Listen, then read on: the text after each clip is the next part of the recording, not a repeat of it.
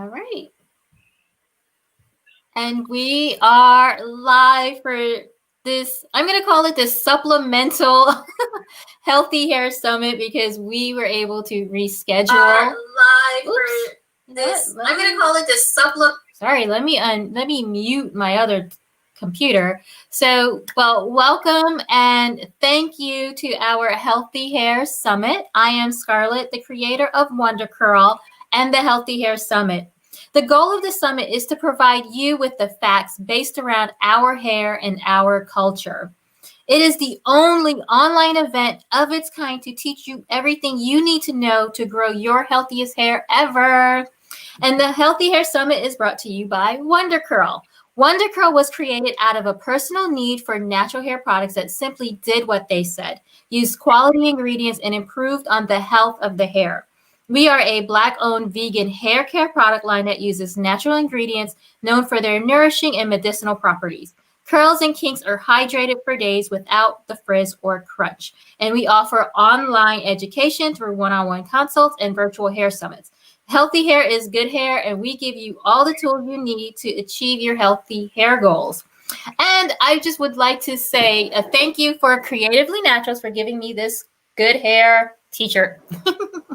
That's so dope. Isn't it nice? I love it. I'll tell her to send you one. Oh, I would love that. Hey, girl. Hey. Hey, and I'm just like offering her products to people. And so we have the amazing Dr. Kari Williams here to speak on scalp health, which is super important. Dr. Kari is a licensed barber, cosmetologist, and celebrity hairstylist. She has over 18 years of experience as a natural hair care specialist, educator, I can't speak right now, and hair care products consultant. She is a board-certified trichologist through the American Association of Drugless Practitioners and the founder and CEO of Mahogany Hair Revolution Salon and Trichology Clinic. Whoa, that's a lot. Yes. And so she is also the creator of Goddess Locks, a natural lock extension style that has changed the culture of Black hair. And she is the founder of Beauty by Dr. K, a brand of healthy hair care products that have been formulated as a professional's approach to healthier hair and scalp. And you know what? We need more healthy hair products on the market. So welcome. Thank you so much, Scarlett. I'm so excited to be here today, to be a part of your platform, and to be able to provide some education around hair care and scalp health. Yes, we are ready. So let's just get into it. So with the scalp, there are so many, I'm gonna say myths, where we think that we need to grease our scalp, so we need to put stuff on our scalp. What do you say when it comes to just simple scalp maintenance? Let's just keep it down, very simple regimen. Okay, so a very simple regimen for scalp maintenance: keep your scalp clean, especially for Black women, women with curl types. We're not shampooing our hair every single day. It may be once or twice a week, depending on lifestyle, meaning how active you are. It could be based on the condition of your scalp. There are a number of scalp disorders that may require shampooing more than once a week to keep the pH of the scalp balanced. But when we talk about scalp health, and as you stated, Scarlett, keeping it very simple, you want to keep your scalp clean. You don't need to put a lot of heavy products, greases, and pomades directly onto the scalp. We have to remember that the scalp is skin. It is skin. So think about how you care for your face, the product that you're putting on the rest of your body. And are you piling heavy, thick, greasy products on your skin? No, you're not. And so it's the same thing with the scalp, especially for curly girls. We want to make sure that we're putting maybe thicker products on the ends of our hair. We tend to neglect the ends of our hair, and that is where length retention comes into place. But the foundation is that healthy, clean scalp. So simple regimen, or really your regimen for scalp care, is going to be quite on par with your hair care, except wanting to make sure that you're putting more emphasis on the scalp during your cleansing portion. Mm-hmm. So when you shampooing, oftentimes women will focus on putting the shampoo in their hands and like kind of massaging it into the hair. Of course, you're using your fingertips and you might get a good scratch in there, but Right. there's not a lot of attention being focused on actually parting the hair, especially if you have really thick, dense hair, Right. applying your shampoos directly to the scalp, and then building that lather and those cleansing ingredients out towards the ends of your hair. So that would be one simple tip trick that I would give all of you ladies and gents who have hair on keeping your scalp clean. Put the product directly on the scalp, work it in, and cleanse it out. And then if you have other conditions of the scalp, there may be additional steps, but that's the most simple. I mean, and I find like also the simplest solution is the best solution, right? Because we want to add all of the tea tree oils and all of these other kinds of aromatherapy, or like, what would you, in your practice, like what are some of the top scalp issues that you find, and then what do you recommend for those? Because I know a lot of times women will say that they have a very itchy scalp or a dry scalp. So Right. I would say some of the most common issues with the scalp. We'll start with itchy, dry scalps, which oftentimes is accompanied by dandruff, which are flakes in the scalp. Now, there are two different types of flakes. So, one, if you have like itchy, dry scalp and you have some flaking, and let's say you've introduced a new product into your hair care regimen, it could be mild dandruff, mild inflammation that as soon as you remove the product from your regimen, your mhm. scalp should return back to normal. And oftentimes, depending on the level of itch and flaking, you may need to incorporate a medicated shampoo into your hair care regimen just to relieve you of those symptoms, those itchy, flaky symptoms. Because if your scalp is inflamed in any way, then it's going to create an environment where you're not going to be able to retain a lot of hair growth, or it's going to impact the hair that is growing. So we want to eliminate inflammation as soon as possible. Then there is seborrheic dermatitis or seborrhea. So again, you have your mild flaking, dry scalp, dandruff, and also too, dandruff could be related to lifestyle as well. So if you're again not able to cleanse your scalp thoroughly and you have an accumulation of dirt and build up on the scalp, that can lead to some dryness and itchiness. And then a good clean can Right. eliminate those symptoms. Seborrhea or seborrheic dermatitis is a very common scalp disorder that I encounter quite frequently in the salon and or consult people on. You can identify seborrhea or seborrheic dermatitis by thick flakes that are located predominantly around the hairline. Some Mhm. people experience this inflammation where they'll get flaking that they might even find in the eyebrows or along in the sideburns. But if you're someone who has like those really thick flakes, and some of them will be oily and some of them will be greasy, but you find that they're adhered to the scalp when you lift them up, it might leave like a little redness or Right. discoloration on the skin.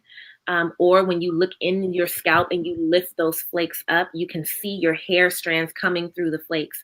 That's a sign of seborrhea or seborrheic dermatitis. The seborrheic dermatitis means you have those flakes, but it's Right. accompanied by the itching. So sometimes people may have those thick flakes and then it doesn't itch. That's seborrhea. If it itches, then the dermatitis is a result of the itching. And how you manage and maintain this type of scalp disorder is you definitely have to incorporate a medicated shampoo into your hair care regimen so that you can eliminate and gently exfoliate those flakes from the scalp. And you want to balance out the pH of the scalp, because seborrhea and seborrheic dermatitis is really just, it's an autoimmune, meaning the body is attacking its own tissues. And it can be triggered by stress. Sometimes it's hereditary. So, you'll have, I would say in the infant stage, it shows up as what we call cradle cap, which is Yep. really seborrhea. So there is no cure. That's the key thing. If you are managing this type of scalp disorder, there's no cure for it. So the management of this scalp disorder is going to be really important. So the incorporation of medicated shampoos is going to be important. There's a holistic care to it. So you want to manage your stress, diet. Mhm. Absolutely. Yes, diet, Foods that are high in sugar or saturated fats, you're going to want to limit that if you're susceptible to this type of scalp condition because it can cause it to flare up. But that medicated shampoo is going to be important. And what you'll find is if you have really excessive symptoms, you might have to incorporate the medicated shampoo into your hair care regimen once to twice a week for 1 to 2 months just to balance out the scalp. And then after that, it's still going to be important that you incorporate that medicated shampoo at least once a month to maintain it. For some of you who are watching, if you find that your scalp is really flaring up, there are prescribed topical oils and shampoos that can really, really help eliminate this type of inflammation. But very common. So if you have this, don't think, you're strange or weird, anything like that. It is a very, very common scalp disorder. Yeah. And I would say, especially in this COVID environment, there are a lot of these autoimmune type things popping up in response to the stress that a lot of people are managing during this time. So be gentle with yourself and know that there are solutions. Yeah. And I'm glad you brought up seborrheic dermatitis because that is something that I do suffer from. Okay. And it's something that it started like as a minor nuisance. Like it started in my 20s. I was just like, my scalp is always itchy. Okay, whatever. And then it wasn't until I reached like into my 30s and now 40s that it got to the point where my scalp, it felt like someone would bang my head. Like it was sore. I had and it wasn't just flakes. It was more like it was like very scaly in the scalp. Mm-hmm. Yeah. And luckily I have a lot of hair, so like I was able to cover it. But definitely, and I found that once I changed my diet completely and removed anything that caused inflammation, and you mentioned like, certain foods like sugar, but also the gluten was something that I got rid of. And it only flares up now since COVID. Like you said, stress is like, even though my diet has been like as great as possible, whenever I get stressed, and I don't know I'm stressed, but my scalp is going to be like, I feel it. It's the warning system. Yes. Yes. Yes. And I started, since the Healthy Hair Summit, I started coming up with, our hair is a messenger to tell us something's wrong with the body. I love that. I normally say when I'm teaching, it's the barometer of health. And I love that messenger as well. Yes. I've called it the barometer of health. I've called our hair like our warning system. Exactly. Yes. Right. I like that message. All of it. And I think now once we start paying attention to our bodies and what's happening with our hair, we can put that connection together. Because I was like, no one else in my family has seborrheic dermatitis. I was the only one. Okay. So, but for everybody else, like their inflammation was in a different way. Like both my sisters have glaucoma, and luckily I don't. But it presents itself in many different ways. So, so we do have a couple of questions. Apart from shampoos, what day-to-day things can be applied to calm down the itchiness? Let's see. Well, over the counter, I was actually just introduced to this product by Head and Shoulders. It's a scalp elixir. I would say in general, depending on the condition of your scalp or the amount of itching, you want to look for ingredients. So salicylic acid, coal tar, pyrithione zinc, ketoconazole. These are all medicated active ingredients that you can typically find in products over the counter and then often at a prescription strength level that can help alleviate itching. But again, look into that Head and Shoulders scalp elixir. I've found that clients get some immediate relief. And I feel like the active ingredient in that is pyrithione zinc. Of course, you have your natural and essential oils. So that's why I said it depends on the severity of your itching. Because if you have like some mild itching and you want to relieve it, there are your great essential oils, your tea trees, your peppermints, your chamomiles, things that will calm inflammation in the scalp and soothe Mm-hmm. itching. Eucalyptus oil is great. Right. Lavender. So there's so many great essential oils that can help calm the itching. And yet, if you're someone who's like, I've used those oils in scalp tonic, Dr. Kari, and my scalp is still itchy, then Mm-hmm. you want to look into those active medicated ingredients and look for them, over the counter. And there are prescription strength oils. So for my clients who have psoriasis of the scalp, Mm-hmm. eczema of the scalp, Derma Smooth oil. It's a peanut-based oil, so definitely if you have an allergy to nuts, Oil. yeah, you're not going to be able to use it. But it's a leave-in for the scalp to help calm really excessive inflammation, and that you have to get a prescription for. But those are some options for leave-ins that you can use on a pretty regular basis in between your shampoos. Right. And if you're applying an essential oil, are there any carrier oils that you would recommend that they use, that they dilute that essential oil with? Yes, great question. Yes, but some people don't realize the difference between our essentials and our carrier oils. Some of Mhm. them are like your really popular ones. You have your sweet almond oils. I know coconut oil. Some people are like, I like it, I don't, but it's a great carrier oil. But jojoba Jojoba. is a great carrier oil.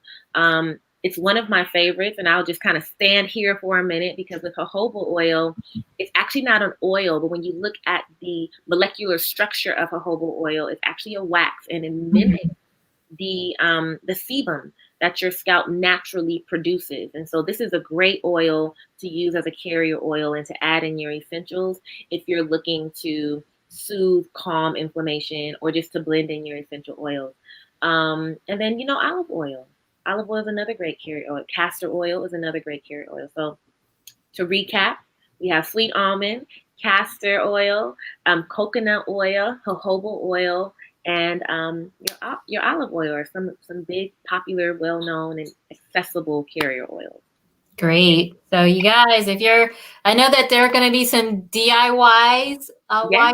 on right now. So if you are one of those people who are like, I want to make it myself, like me, so just know, and you probably have these oils already, so you don't have to run out and buy more oils or anything fancy, because you could just use the same olive oil that you're using to cook with. You can use on your hair, right? You just want to make sure it's extra virgin and make sure, it's not infused with your garlics and your things for cooking. If you're Right. cooking with the extra virgin olive oil, but you like a little flavor, you don't want to walk around smelling like your dinner. So, No. Make the people hungry.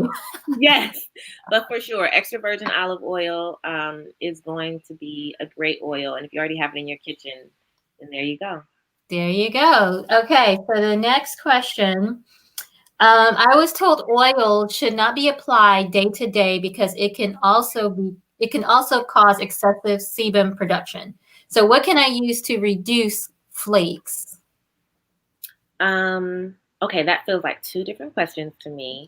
So when it comes to applying oil to the scalp, everyone's body is different. So let me not discount or discredit that if this was, this advice or this guidance was given to you, that maybe in some way it causes, your scalp to react.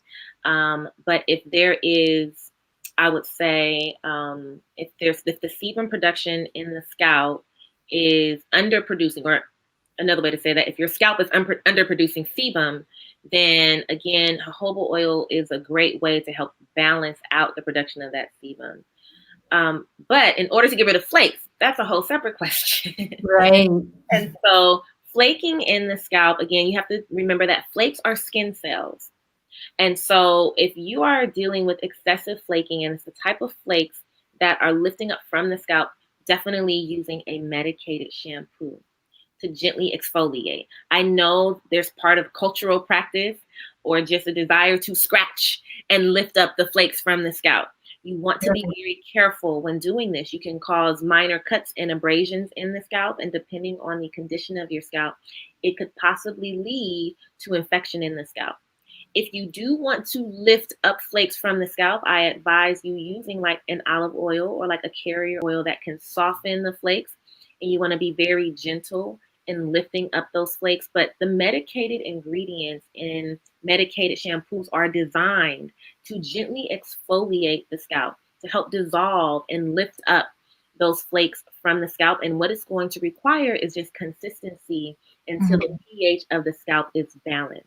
So those flakes, again, are either in response to inflammation or a reaction to an ingredient or a product, or those flakes are a result of your cells multiplying rather quickly on your scalp because there's an imbalance in the pH of your scalp. Either way, you're going to, the best path is to find that medicated shampoo.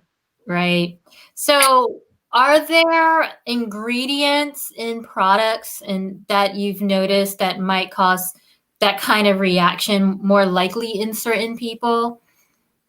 Well, I will say some common ingredients, fragrance for some individuals, cause some inflammation and irritation. I would say, depending on if there's existing allergies, some of those nut ingredients, so as great as sweet almond oil is, some individuals just can't do it. I've also had clients react to coconut oil. So sometimes there are those natural heritage ingredients that, everybody literally doesn't respond the same way to.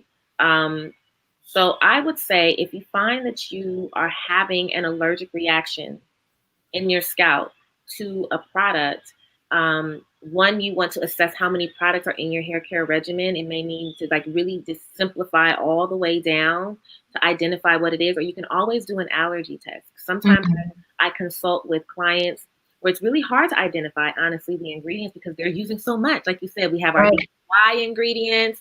There's so many wonderful products on the market, and we're kind of mixing and matching, and we use this to enhance the curl and this to add the shine and, whatever it may be, and it's hard to pinpoint. So I would say strip away, build back up, and the best way to really pinpoint what that ingredient is just to get an allergy test. Get it? Or can you do like a little patch test, like on your neck or on your arm? Yeah, you can definitely do a patch test with products. What it will do is it will definitely identify that there's something in that product that's causing sensitivity if you have an allergic reaction, but it may be difficult to pinpoint the exact ingredient unless that product is just like a single ingredient. Right. Great. So you guys, if you have sensitive skin, then you might want to just start doing little patch tests and just to see. Because I have a gluten sensitivity, I was like, I don't want gluten anywhere near me. So I went back and looked at all of the ingredients in my products, and I was like, okay, there's gluten in this, take it out. No hydrolyzed wheat, nothing. Oh, right. Yeah, those wheat proteins. Yeah. Yeah. There are alternatives. There are alternatives, as you know, Scarlett, with creating your own products. So there are the really common ingredients that are used to manufacture products. Yes. There are definitely alternatives for those who have sensitivities. Yes. So just pay attention, guys. Pay attention. Because I think the other thing that I noticed for myself about an itchy scalp is I noticed that whenever I kept my hair up all the time, and that's like our go-to where we just want to put our hair up in a bun or some sort of updo, or we keep our hair in wigs a lot. I found that after several hours of leaving my hair up in a ponytail, that my scalp would get super itchy. Or if I left my satin bonnet on too long, because I sweat a lot when I sleep. Oh, okay. So I would get that itchiness, and I was like, I have to take it off as soon as I wake up. I take it off, and my hair is usually out like this because I was like, I noticed after several years of suffering from an itchy scalp for no reason that I could think of, I was like, you know what? My scalp doesn't itch as much when my hair is down. Okay. Yeah. I mean, it's so important that you know yourself. So I think that's such a great example, Scarlett, of how within your regimen and how you're maintaining your hair, I've been able to identify those things that trigger a response in your scalp. And I would encourage everyone else who's listening to do the same thing. Identify those things. Everyone is different. Yeah. But we want to eliminate the discomfort in the scalp as much as possible. Absolutely. So I think before we run to find ingredients, we should also try to figure out what is the source, what's causing Yes. itchiness? Is it a product? Is it my hairstyle? Is it my diet? Yes, all of those factors are important and can contribute to the health of your scalp. Yes.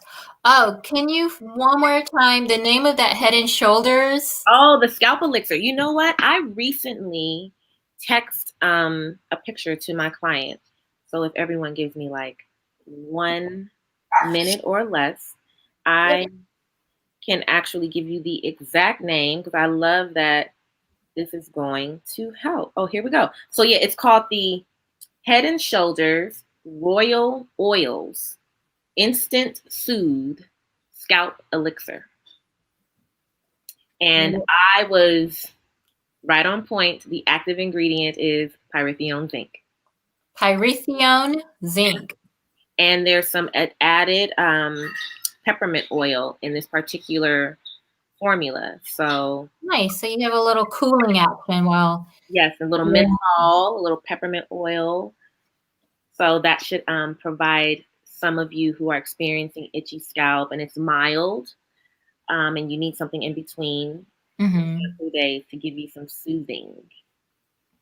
So there you go. So those are you guys who need some like instant solutions, instant, like your symptoms are driving you nuts. Go ahead, like grab the Head and Shoulders and then start to understand. And that's the whole premise of the Healthy Hair Summit, because it's like we want you to put that connection between your body and your hair and understand, like, if you have an itchy scalp, there's a reason why. Yes, yes. You're making such great points.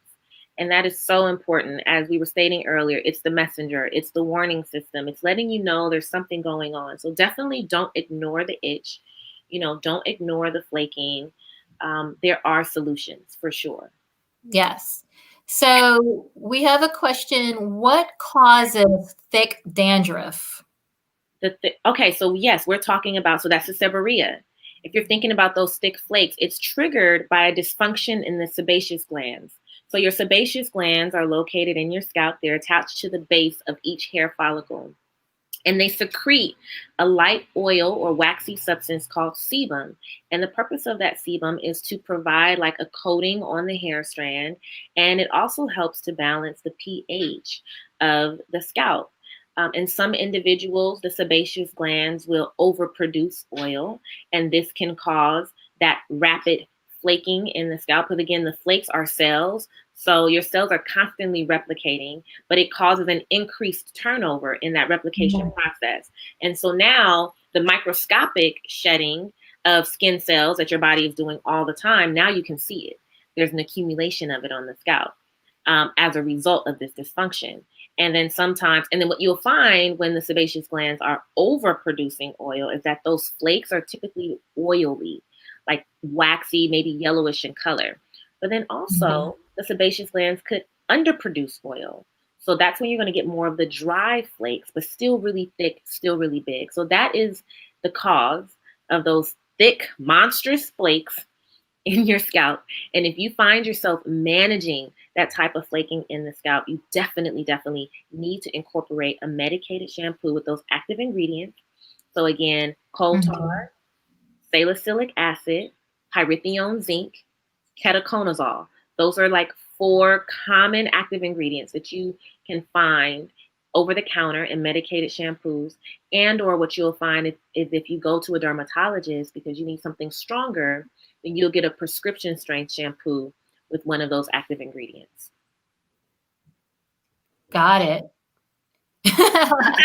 I know. And I think, would you say that the tighter the curls, the worse, the harder it is? Only because, like, obviously, if we have straight hair, the sebum can travel easily. But if our hair is curly, it just gets trapped, like at the first curl. So would you say if someone has a tighter curl pattern, you might see this more often in them, or is it like it's just more of a diet lifestyle product?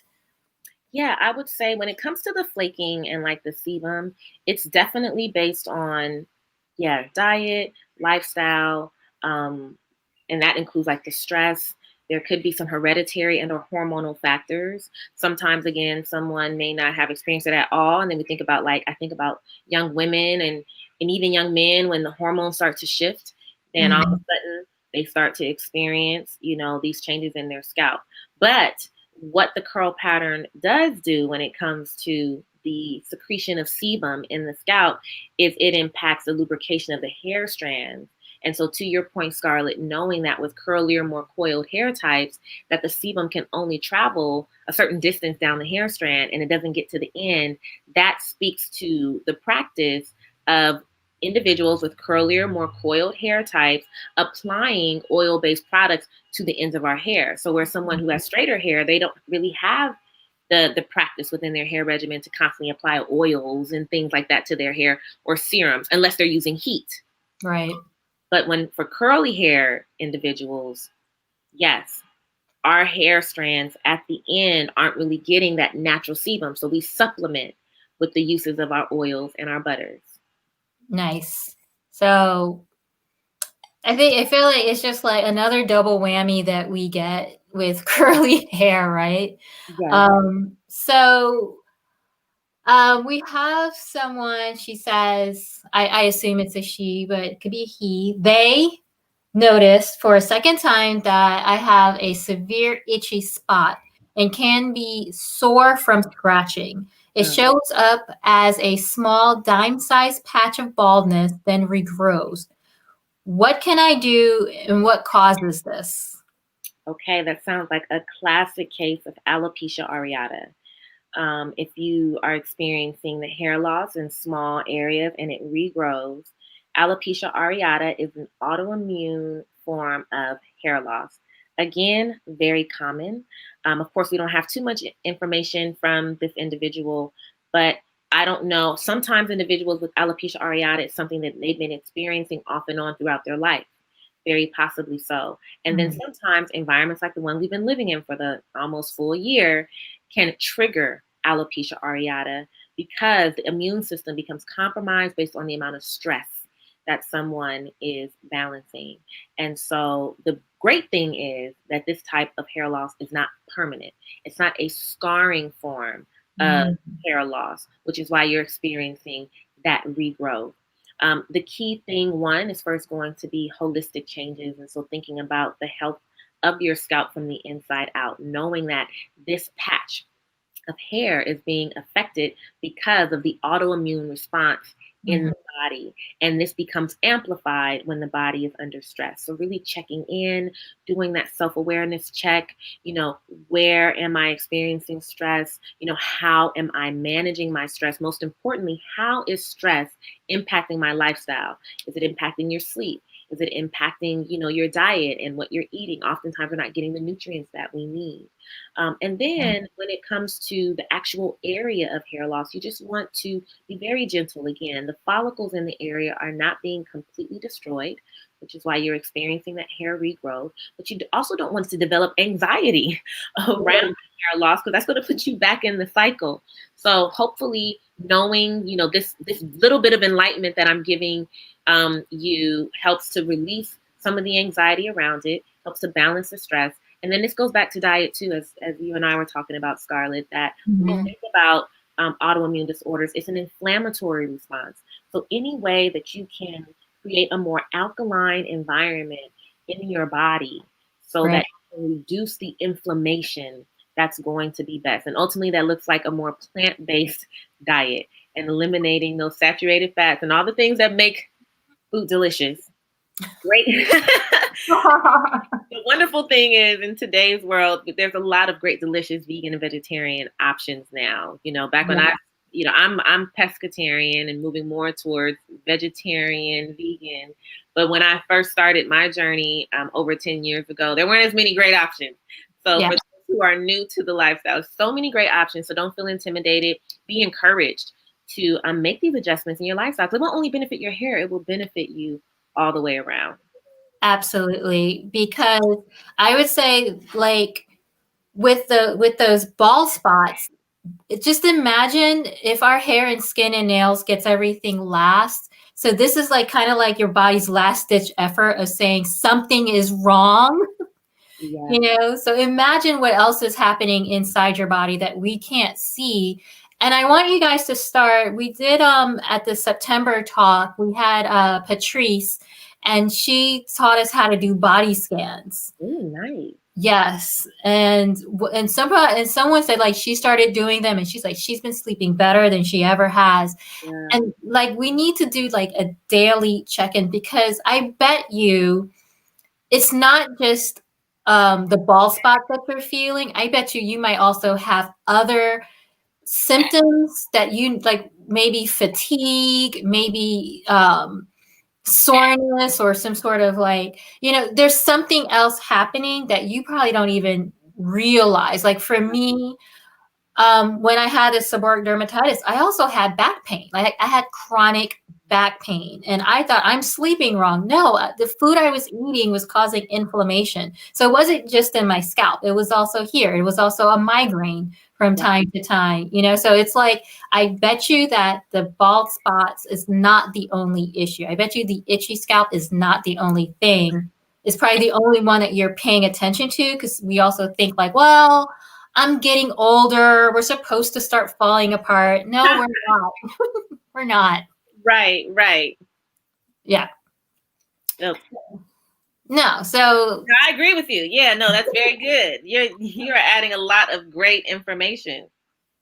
well, you know, it's like it's what I learned from my own just eating crappy food most of my life, just not knowing any better. Like Mhm. I joke and say, you guys, I used to eat whole pepperoni logs in college. And now I cringe at the thought, like I used to do that.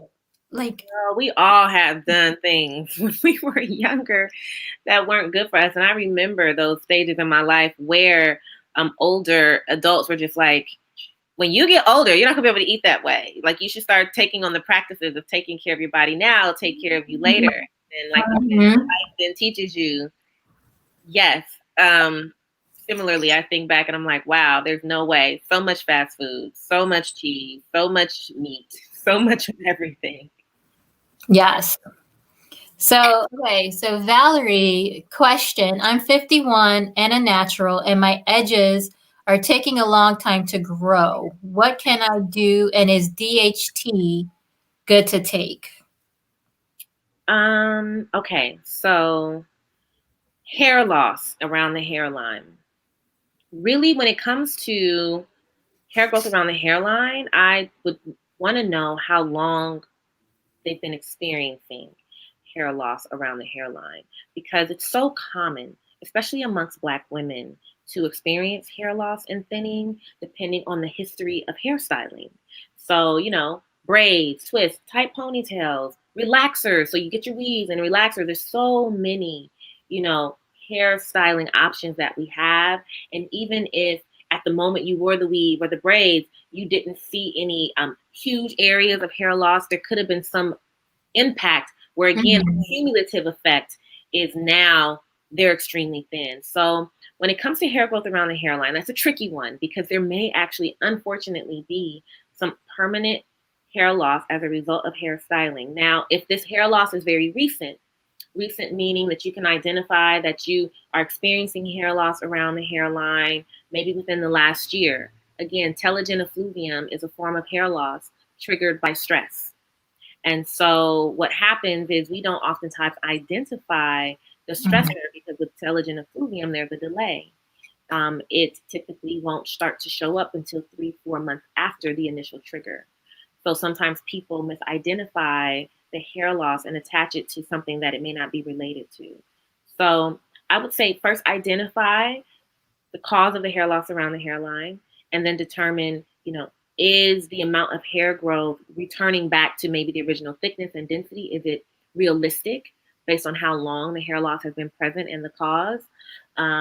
Or is it a matter of this is trauma that's been, around the hairline, for some years, and now the focus really needs to be on making sure there's no more hair loss around the hairline and keeping the hair healthy that is still growing. Now, when it comes to DHT is actually it's dihydrogen testosterone. Like it's actually the thing that causes miniaturization of the hair strand in the follicle. It kind of acts as like plaque. If you think about your arteries and how it can affect blood flow, it acts like plaque within the hair follicle and can impact hair growth. So if you are experiencing thinning, diffuse hair loss, or now have some form of hair loss as a result of hormonal changes, because again, DHT is connected to hormonal changes. So in women who are premenopausal or menopausal, and there are some hereditary factors in your family. So that means either on your mom's side or on your dad's side, and there's some hair loss, then you may be more susceptible to this form of hair loss as you enter into menopause age. The reason why, especially in women will see it later in life. And this is because the androgen hormone or the male hormone, there's not enough estrogen in the body to suppress the effects of that androgen hormone, which causes the hair loss. So it's not that it's increased, it's just that when we go through menopause, our estrogen levels decrease. So when it comes to the DHT, I always advise you first want to figure out the cause of your hair loss. When you can pinpoint the cause of your hair loss or your diffuse thinning, then it will help you to determine the best solution. So I'm not going to advise that you just go off and take and use products that help to fight DHT unless you know for sure that it's DHT that's causing your hair loss. Is that something that she'd be able to find out from her primary care physician? Like, is there a test? Yes. So I would recommend definitely consulting with a dermatologist or your doctor about the form of hair loss and if it's tied to hormonal changes in the body. Yeah. And I just have like a little anecdotal story because, when we relax our hair, I never realized that I suffered from hair loss like right here from when I was relaxing my hair in high school and college. And then once I stopped relaxing, I stopped relaxing my hair and went natural in 98. But it took about 8 or 9 years for the hair to start growing back. And I have so much hair that I never even paid attention. And then suddenly one day I just saw these little pieces of hair sticking out and these little curls started to form like little horns, because they were just like kind of hanging out where the rest of my hair was longer. And I was like, interesting. Like I didn't even know that the relaxer was causing me to lose hair in the front, and who knows where else I was losing hair from it. But I started paying attention. I was just like, oh, okay. So it does take some time. It can take some time. It can take some time. And the hope, you are just so blessed because the hope is that you don't experience any permanent trauma to the scalp when you're using chemicals like relaxers or constant heat styling over the years, or even the stress and tension from certain hairstyles, braids, ponytails, twists, even locks. So the fact that you didn't experience that type of permanent damage is a blessing. It is. I think I'm very fortunate because growing up, I have 2 older sisters and my mom, and we always practiced hair care. And I was always a curious person, so I always paid attention to what my stylist was doing.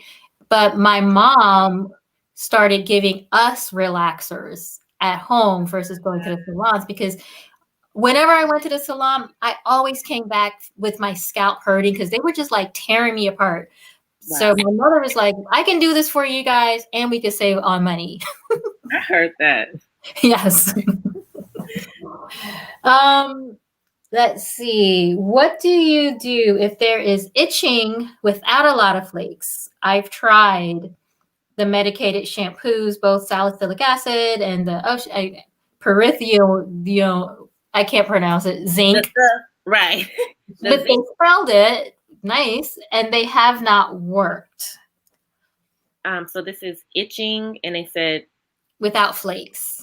It's just an itchy scalp without a lot of flakes. Okay, so there's some flakes there.